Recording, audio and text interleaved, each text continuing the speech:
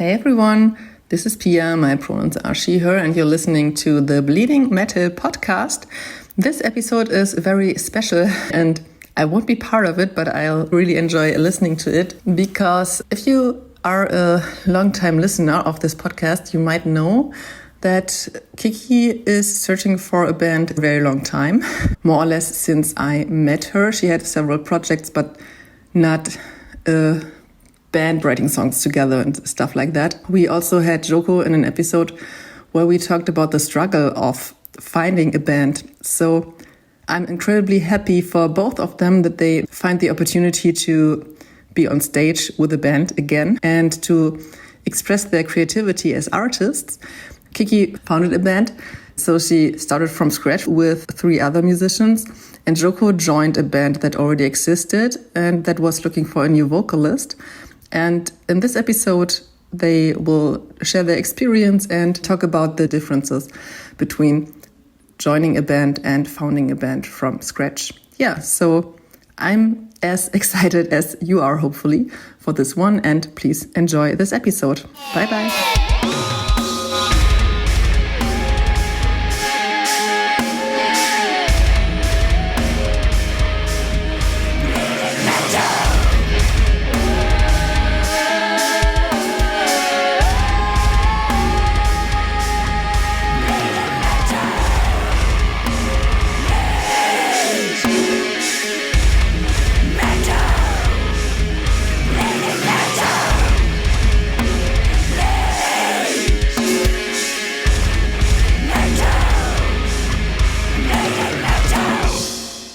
Hello, everyone, and welcome to a new episode of the Bleeding Metal podcast. I'm your host. My name is Kiki. My pronouns are she, her, and I'm here with 2 probably familiar voices, one more than the other, but still. My co-host. Hi, I'm Martha. My pronouns are also she, her. And we have a returning guest. Please introduce yourself. Hi, I'm Jenny, or Joko, how you like. And also my pronouns are she, her. We have had you on the podcast before. Yes. Over a year ago. Back then, Pia wanted to talk about our experiences, yours and my experience, looking for a band. And as fate will have it, it turns out a year later, we both have projects we're working on and singles coming out. But then our lovely co-host Martha is also a musician in 2 bands and also has a new single coming up. And so today we have a panel of women of the Bleeding Metal podcast who have things to plug and things to talk about. And so I think this is super exciting. Why don't you start, Joko, and tell us a little bit about your time with Invoke now? Yeah, so to be honest, we spend a lot more time together than it seems like on the social media because we came together in May 2023 and then we focused a lot on getting new material together and being prepared for coming out together, let's say.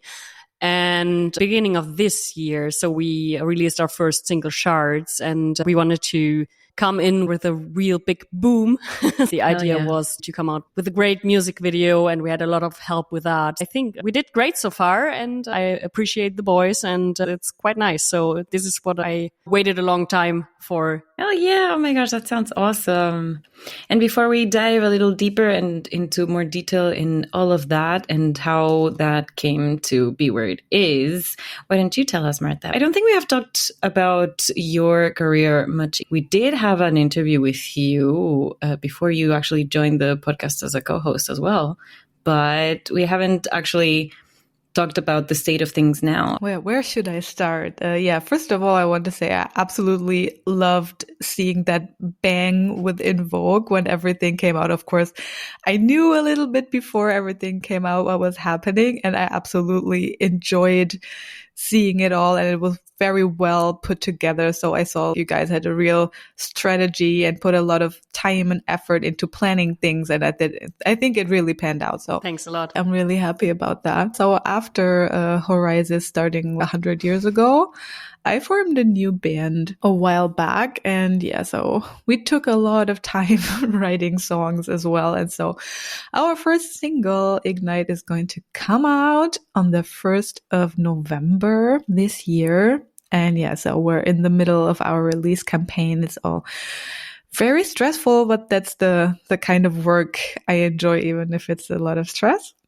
It's like a lot of ups and downs. I had my PhD defense last Friday. Jenny, she was there as well. Woohoo! Thank you. So really juggling it all, 2 bands, a professional career in another field is really a lot. But if I think about it, actually, I prefer doing music. So I'm really happy like diving into all the music things now. So Horizis, I think for a while now, we've been trying to wrap up this album. It has a lot of great new songs and they've been finished for quite some time, but we're not getting there, it seems. But we're not stressing about it. We'll just finish in a time that works for every one of us because life is happening to everyone. But overall, I feel really good. I'm excited, everything that's coming. And yeah, so I already saw Jenny with Invoke live on stage in Aachen at Lauter Than Karl Festival. My next to-do is seeing embercoal and Kiki live on stage. So please tell me about all the shows you're playing. Yeah, maybe we can go there together because I'm also very interested into that. We would absolutely love that. It would be super cool. We played our very first show on August 23rd.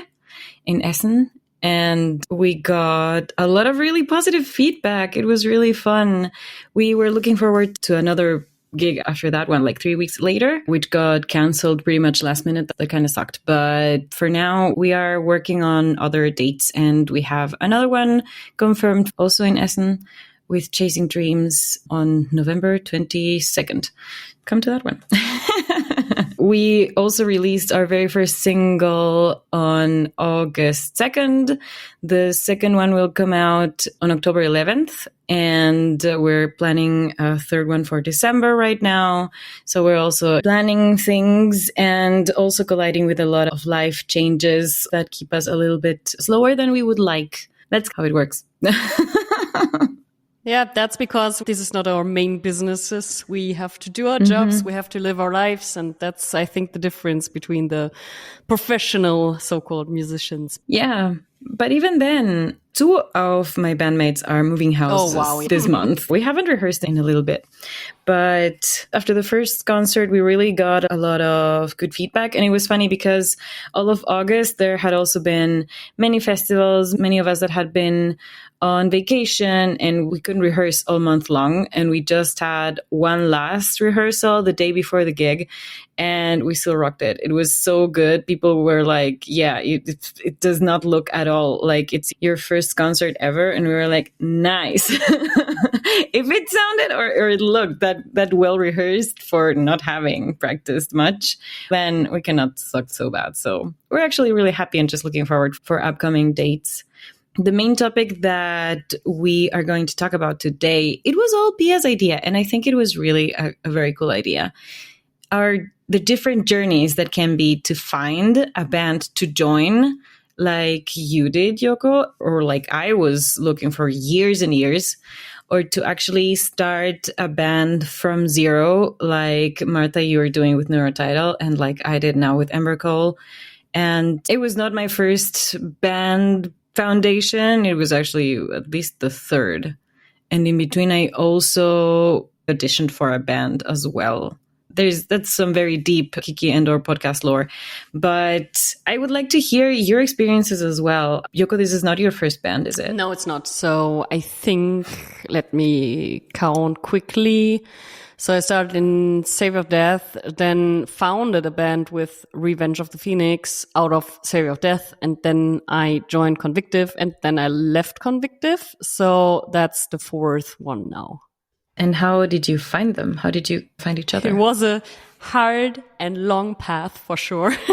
So I think last time we spoke, I had a more frustrated point of view because it was so horrible to find the right people, to find musicians, to have communications with people, and which are not clearly saying what they want and what they search, and also the expectations about having a woman in the band. That's why I totally changed, for example, the application letter or whatever you want to call it. So because they were expecting me to sing clean and they just wanted to have me like on top in a band very often, to have some nice clear voice over the harsh vox of a guy or whatever.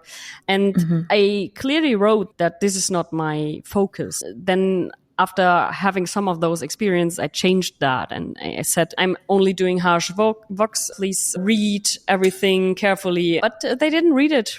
So they just had their image in their head, and they always were writing me about this stuff. And also, I got sometimes a message from a guy who said, yeah, I expect more from a woman than just harsh vocals. And I was like, okay, very nice. Yeah, but after some disappointments in communicating with people, a few people were sending me the search of Invoke for vocalist. And then I said, okay, why not? I'm just trying. I also had negative feedbacks on the style of harsh vox I'm doing. A lot of bands are searching, especially for metalcore, harsh vox in vocal fry, and I'm not vocal fry. I'm doing this false chord vocals, and they don't really like it. And so I had made some negative experience about that. And when I was at Invoke and they invited me for a rehearsal and we did that together and it felt very good. They told me there is another one which is in the mind of choice for them. And they were saying, yeah, this is a man. And I was like, okay, good. I know how this is running. So they will definitely decide for a man. And I was totally disappointed, frustrated going home. And they invited me for a second rehearsal. And I was shifting appointments. I got to just show that I'm there. And we did our second round then, and then they took a bit of time to have a decision. And I think very fast they came back to me and say, okay, we want to try with you. And I remember that I was with a friend in Hamburg when I got this message, and I was so happy because everything felt very well. The style of music, the people, and yeah, I did not regret it so far. I'm very happy. We pull all our strings together. We plan, we are working. So everyone got their profession, which he or she in my case can bring in. And yeah, that's at least very nice. And I love that. That's great. To me, this sounds like a very weird mix between online dating and job application. Yeah, absolutely. People never read your bio and then you start texting and you're like, did you read anything I put there? Yeah, this sounds exactly. Maybe it's like a general problem of the public. I don't know. It is like online dating. Yeah. I also had this example in my mind a lot, but this is a poly relationship where it needs to match with 5 people or 4 people and not only with one person. So it was intense 2 years, frustrating 2 years. That. How did it work for you, Kiki? Did you had also some of those experiences with other people, or did you just took yourself away from the dating market? Yeah, indeed. That last one. It had been a while because, as I was saying, I had a lot of these experiences throughout all of the years. I was 16 when I started my very first band back in the day. It was also an online post, and that's how I met the guitarist, and the guitarist had friends, and that worked pretty well. And then I moved to Germany and I started a band during university with a friend, and then also looking for more people out on the internet. And after I left that band, I auditioned for the band Xandria back in 2010 when they were looking for a new singer after Lisa left them. And that audition went pretty well and I got my hopes up. And it was something that motivated me because it was the reassurance that I was doing things right and better than for just a hobby band. But I think that was the mistake. I wanted to find a band that was already formed and that had these kinds of professional ambitions. And the bands that I found and that I auditioned for were not there yet. And I think my ego got in the way a lot because I was like, okay, if they're not there yet, then I don't want to waste my time. And then I ended up waiting for 14 years almost until I found my people again. I met Christoph, our drummer, and he was playing in a band called Empty Home. And when they disbanded, I was like, I'm so sorry for your loss, but if you want to start something new someday, hit me up.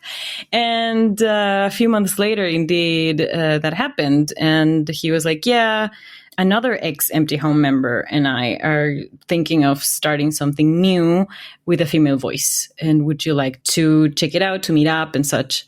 And by then I had started venturing a little more in harsh vocals as well. That was last year. And in December, we had our very first meeting, the three of us. We all started to exchange our expectations, our wishes, our goals and ambitions. And in that conversation, we realized that we fit quite well as people and that we would also be pulling in the same direction. The music style was a little less important at that stage. I think the general direction was good enough to agree. A little later, we had our bass player also join us, and then the lineup was complete. And it's funny because in the beginning we were like, okay, we don't need to rehearse every week because we're all busy people and such, but we get along so well that we actually do it because we just have so much fun together and we actually miss each other when we don't see each other once a week. And that to me is the sign that we are doing something right. I'm so grateful for it, to have found people where it actually just clicks so well. That's the story of embercoal's founding. Super nice. What about Neurotidal, Martha? Yeah, I was just preparing to tell the story of Horizis. Yeah, that too. Horizis came first, right? Yes, exactly. And I just remembered it's been 8 years. It always feels, I don't know, it was like a few years ago, but these few years have been 8, actually. I mean, the time in the pandemic was also like a time warp. It doesn't count. Question in the middle. Did you do something before Horizis or was Horizis your first one? Oh, yes. When I was 15 and I started playing bass a while back, my brother's band, they needed a bassist. I was like, hey, little sister, you play bass. So play bass in the band. I was like, okay. And then, I don't know, I was like the teenager in this band with all these guys. So my brother is actually also 8 years older than I am. That's so cool. It was really cool and really fun. So I had a great time. Of course, like in music school, you always have a band and you rehearse like a cover song and like that kinds of stuff. So I did that too, but that was like my first real band. And then I went to university. I was like, oh, I don't have time to do music anymore, blah, blah, blah. And then I was like, okay, I can't go without music. I will go crazy. I can't do this whole studying without having another band. Then I had a pop rock acoustic band with a violin and I played acoustic bass and it was a lot of fun. Then there was another project where I met my best friend still today. After that, at some point, I met Horizis. Basically, 3 of Horizis, they used to have another band and they were collectively thrown out of their old band. So they were like, yeah, we'll do our own band now. And so actually they also searched online for new members, but they've been together like a few weeks. So I'm a forming member of Horizis, but I didn't have to go look for all the individual members. So in that regard, it was very relaxed finding them. Since then, we've been growing up together. It feels like that. We were this weird thrown together family. And yeah, it still feels like that today. So we talked a lot about music and genre and what we liked, but we didn't have this whole discussion about goals and dreams and like level of engagement and all this kind of stuff, or commitment even. We had a few member changes, mostly on guitar and drums. We had like this online band coaching at some point where we first were confronted with all these topics. Oh, okay. Like we need a 3-year plan and a 5-year plan and a 10-year plan. Oh, okay. Actually, we were also very active during COVID, I think, at least compared to other bands. So we really did all we could and we were writing a lot of stuff together. I used to be a bassist and at some point I took singing lessons. So I've been singing like in the school choir and stuff, but then I took singing lessons and I started with classical music. But yeah, it was until almost recently, maybe 3 years ago, where I also joined the lyric writing of Horizis. That was also the time where I discovered that I really like to expand my skills and also be like a front vocalist of a band. And then I went online again and I saw the Neurotidal ad. Of course, they didn't have the name. They also stopped being another band and they wanted to do something else. So 2 members of another band were looking for a new project, and then they found a drummer, and then they found me, and then we moved on from that. So I never had to look for a lot of members, actually. I think the first 2 years, it was me getting used to writing all lyrics and arranging all vocals. I think like now I'm at the stage where I can say, yeah, I'm a singer, I'm a lyricist, I'm a vocalist. I can do all these things now. And I think it's really good. Yes. So that's like my journey until now. I listen to a lot of your demos right now, and I always send you the I really love that, even if they are demos, so they cannot be as thick as a fully produced product, but like the sketches are amazing. Thank you. Oh, hell yeah. I'm so excited about this. That also means joining Horizis and Neurotidal was a bit of both, a bit of starting all over and joining at least a group of people that was already there. If I would do it all over now, I think I would choose members very differently. But on the other hand, for example, in Neurotidal, there was a band member I didn't get along with, but it was because I didn't understand them. And I had to grow as a person, acknowledging how wrong I was about that person. If I would choose the members of a band who were maybe more like me, or I would choose their attributes or character or whatever, I would maybe not choose the best people because I would search for comfort or something I know or something I can work with. It's difficult. I'm happy everything like worked out the way it was, but I'm not sure if I would do it like that again. If I remember correctly, Joko, you're a graphic designer, right? I was supposed to be one, but meanwhile, I also developed out of this role. That's basically what I learned. Now I'm an engineer. How I became this, I don't know. It happened somehow. But yeah, I can get that into band stuff as well. That's what I was going for, because in the beginning, when you were talking about how things develop with Invoke, you also said that everyone takes a little from their professions into the band as well. So tell us about those. Who does what? I start with the core, and this is the band. So we have help from outside. I will come to that later.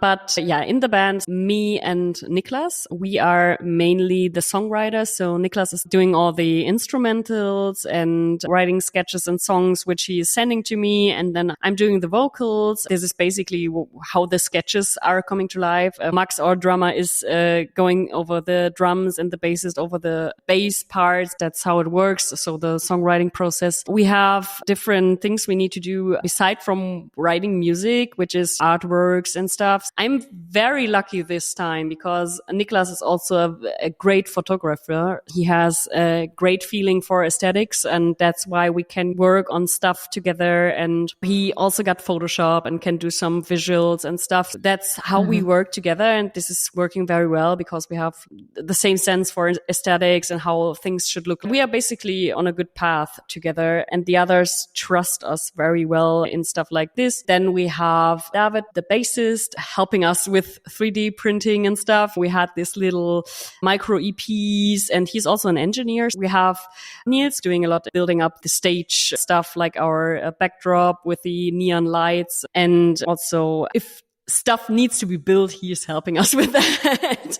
Max is also having always his eyes open and trying to think very marketing-ish. So yeah, he's very busy because he's a firefighter. So yeah, everyone is doing the stuff he or she can. That's very amazing. And we have great help from outside. So my partner is a video producer, and his cousin is also helping us a lot with the video material because he is the one who is doing the movies and after movies for Perukaville in Sanremo, and he's a lot helping us with cutting and producing these videos. And we have a lot of luck with the equipment and knowledge the guys bring to the sets. That's amazing. And we have our audio engineer, Christoph, and he's also very good in doing our sound and making it unique and help us with bringing these little tweaks here and there to make it better.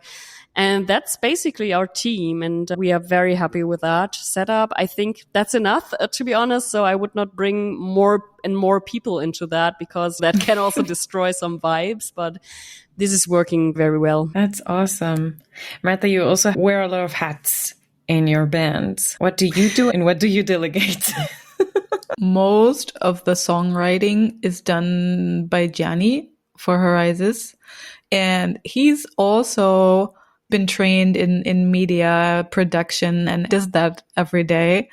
So he's really good with videos, but he only does the serious stuff like the music videos and everything. So if it comes to ads or like small Instagram stuff, I'm the whole social media manager, organizer, secretary, Marketer, email writer, planning a header, website manager, merch designer. No. So we have a designer who did most of the singles. He designs the covers and then like we adapt the merch design from the covers usually. So that's the real design work. So everything I do with Canva, in German, I call it clicky bunti. I learned a lot of things. So I go through life, people asking me, why do you know this? And my answer is because I have a band. Oh, okay. Why do you need that for a band? That's the other question usually. But you can't just hire people because you don't have the money and then you have to learn it yourself. But then you always know your own shortcomings and you're like, yeah, I know this is as good as it is needed, but in a professional context, of course, it's not what it could be. So yeah, there's a lot of frustration in that regard. I also love doing all the things I learned and adapt them to another band and also learning from all the many mistakes I made. I usually try to pass on some knowledge, especially from all the mistakes I made. So not everybody has to go through the same mistakes again and again. Yes, I profit from that. I benefit from your knowledge. That is really cool. And in Neurotidal, are there other members that can share some of the work tasks with you? Yeah, definitely. And I think it's more evenly distributed. So I don't have this constant pressure that things are not developing in any direction without me pushing them or being active in a way. So that's a relief when you have the feeling that people are able and willing and they work similarly to you. They share like a certain set of standards. You're not worried that you have to look into the email account every day because it would be unprofessional if nobody answers the email in like a certain amount of time or whatever. I'm a lot more relaxed in Neurotidal with these things. So I feel like I can focus more on the things I really have like expertise or I'm really good at because I don't have to do all the things. That's a big relief, really. I bet. That's so cool. I find myself in a similar position, Martha. In embercoal, it's also, we have Fabi, our guitarist and producer and main songwriter. And then I do the vocals and the lyrics mostly. We then all finish the songs together with the rest of the band as well. And what I didn't have before, I have now support in lyric writing through our bassist, Caro. She's a very talented writer. And that is, oof, it takes off the pressure when I get stuck and have a bit of a writer's block. It's really good to have someone to bounce ideas off of. And that has been a new experience that I am enjoying very much. And yeah, I am otherwise also the one behind the Instagram account and the TikTok account and trying to think about things to post and failing, forgetting most of the time that you actually need some regularity. That reminds me actually of a social media happening that was, I think, very important for Invoke. But you had the metal Berber react to your song and the whole bra core came into into existence. Gonna tell us that story. Yeah, that was quite funny. He somehow discovered the song and it is in metalcore. They are doing this blah, which started the whole blah on Orion's social media page. He was the one and have all the blah merch and stuff like this. So yeah, that was quite what I wanted to do a long time, because in black metal, this blah is not very common. So yeah, I tried to put that into the song and it fits very well where it is. But yeah, he reacted to that. And I think that was the first time that he was laughing a bit about, because it was not a real blah. It was more a brah. And we found that very funny. And then Orion reacted on this stuff too. And he also got caught on the brah. So yeah, we thought, okay, now we need to make a thing out of that. And that's why we designed our bra-core shirt and found it very funny to make it our new style, let's say. So that was quite a funny thing. That is so cool. But it's funny that you actually don't know how your song got to his channel, because as far as I know, Metal Bear reacts to songs live on Twitch. And the songs that get into the queue need to be submitted with a donation. Someone paid to have him react to your song. And I think that's a really nice compliment. That's quite funny. For Orion, it was this way. We tried to think about some promotional stuff and make it happen. Yeah, maybe that was something. Yeah, it's the way the business works nowadays. It is, for sure. Reaction content is super important. I think it was around the pandemic when it exploded so much. I personally hated when content creators describe themselves as reactors. Is that really all you do? Yikes, but okay, you do you. But it was really great, I bet, for Invoke to have someone with such a good reaction too. It is a great song, and the video was also really cool. Thanks a lot. So very well deserved all the attention. To be honest, so the reaction content, I think it's somehow helpful, but it's not how you might think. You gain a lot of attention, or they got a lot of attention to their reels, and that's totally fine because it's their content. So that's okay.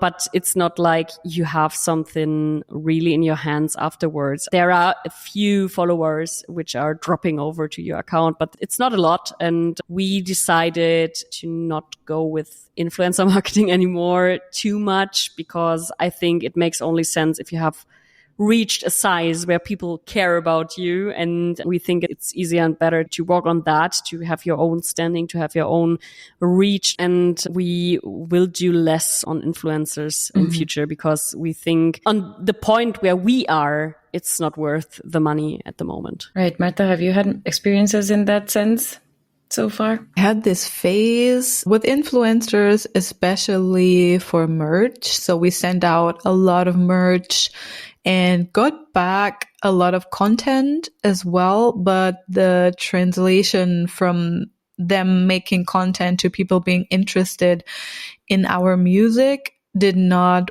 work at all. Basically, if we invest money in advertising, it's all Instagram ads at the moment. And that really pays off. All our streams, all our followers, especially on Spotify, they go up very consistently. So the budget we have to put into it is very little. I think we're down to €1 a day. And yesterday or the day before yesterday, we hit the 4K followers on Instagram. And yeah, so congrats. Thank you.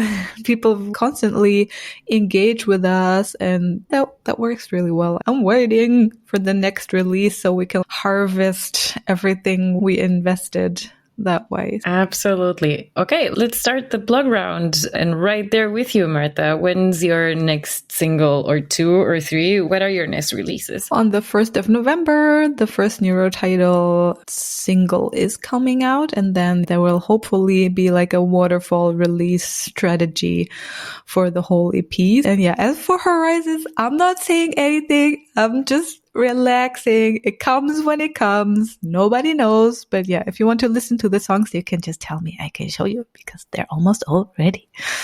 Yeah. Of course. Awesome. Can you tell us a little bit about the Neurotidal single from November 1st? the story behind it? It's called Ignite. It's about overcoming personal challenges, finding the light inside of you. And it's, I think, the most pop rock song on the EP. Our whole strategy is to confuse people. When they like the first song, oh, this is nice. And the next one is going to be very different. And the next one is going to be even more different. And yeah, the last one, like everybody's going to be absolutely confused in the end. That's the plan. That sounds great. I hope it works. So everybody's just leaving because they're too confused. Then I will change my strategy, I guess. All right. So Neurotidal's first single, Ignite, coming November 1st. And then Invoke's next single is coming October 4th. What's the story behind that one?